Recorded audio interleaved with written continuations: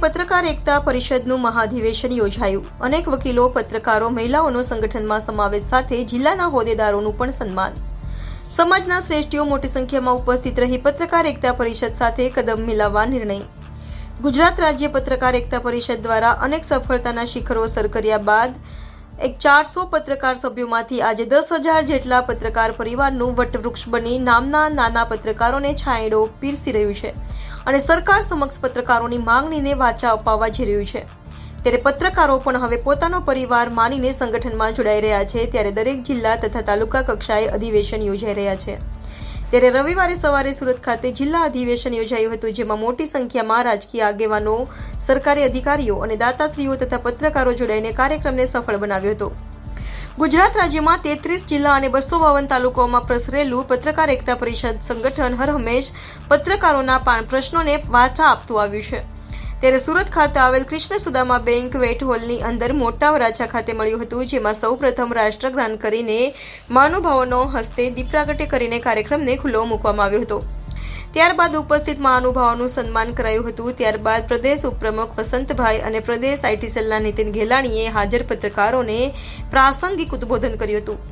પ્રદેશ ઉપાધ્યક્ષ મનોજભાઈ સોનીએ જણાવ્યું હતું કે આજે પ્રદેશ અધ્યક્ષ શ્રી લાભુભાઈ કાત્રોડિયાના બધા પત્રકારોએ એક કરવા નીકળ્યા છે, તે બદલ તેમનો ખૂબ ખૂબ આભાર વ્યક્ત કર્યો હતો। સુરતના ડોક્ટર મેઘજીભાઈએ જણાવ્યું હતું કે આજના માહોલ પરથી ચોક્કસ લાગે છે કે તમારું સંગઠન 100% ગિનીસ બુક ઓફ વર્લ્ડમાં સ્થાન મળશે। હું વ્યવસાય ડોક્ટર હોવાથી મારા લાયક જે કંઈ પણ જરૂર હોય તે જણાવવા આહવાન કર્યું હતું। ત્યારે કાર્યક્રમના ભોજનના દાતા પરમ પૂજ્ય સદગુરુદેવ માળીનું પણ સન્માન કરાયું હતું, તેમજ અધિવેશનના મુખ્ય દાતા અરવિંદભાઈ પટેલનું પણ વિશેષ સન્માન કરાયું હતું। ત્યારબાદ અન્ય હાજર મહાનુભાવો દ્વારા પણ પ્રાસંગિક પ્રવચન આપવામાં આવ્યા હતા। ત્યારે સુરતની પત્રકાર એકતા પરિષદની ટીમ દ્વારા પણ જિલ્લા પ્રમુખ સતીશભાઈ કુંભાણીનું સન્માન કરાયું હતું। ત્યારબાદ તમામ મહિલા વિંગ દ્વારા પ્રદેશ મહિલા વિંગના અધ્યક્ષ સમીમબેન પટેલનું સન્માન કરાયું હતું। તેમણે જણાવ્યું હતું કે સરકાર દ્વારા જે મહિલાઓને પ્રાધાન્ય આપ્યું છે તે જ રીતે પ્રદેશ અધ્યક્ષ શ્રી લાભુભાઈ કાત્રોડિયાએ પણ આપણી ટીમમાં મહિલાઓને એટલું જ કવચ આપે છે। ત્યારબાદ પ્રદેશ અધ્યક્ષના હસ્તે નિમણૂક પત્ર એનાયત કરવામાં આવ્યા હતા।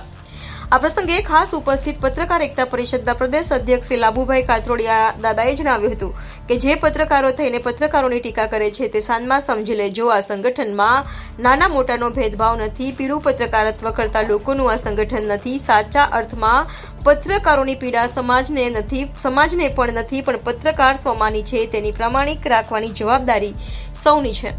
આ સંગઠનના પત્રકારો પત્રકારત્વની સાથે સાથે સેવાઓ પણ કરે છે। સૌથી ખરાબ પરિસ્થિતિ પત્રકારોની ગુજરાતમાં છે, ત્યારે હવે ટૂંક સમયમાં જ આ પ્રશ્નો ઉકેલાઈ જશે। ત્યારે યોજાયેલ કાર્યક્રમમાં પ્રદેશ અધ્યક્ષ શ્રી લાભુભાઈ કાત્રોડિયા દાદા, મહિલા અધ્યક્ષ શ્રી સમીમબેન પટેલ તથા પ્રદેશ હોદ્દેદારો તથા જિલ્લા તાલુકાના હોદ્દેદારો અને રાજકીય આગેવાનો અને સરકારી અધિકારીઓ તથા દાતાશ્રીઓ હાજર રહ્યા હતા। તેમજ સુરત જિલ્લા પત્રકાર એકતા પરિષદની સમગ્ર ટીમ દ્વારા કાર્યક્રમને સફળ બનાવ્યો હતો।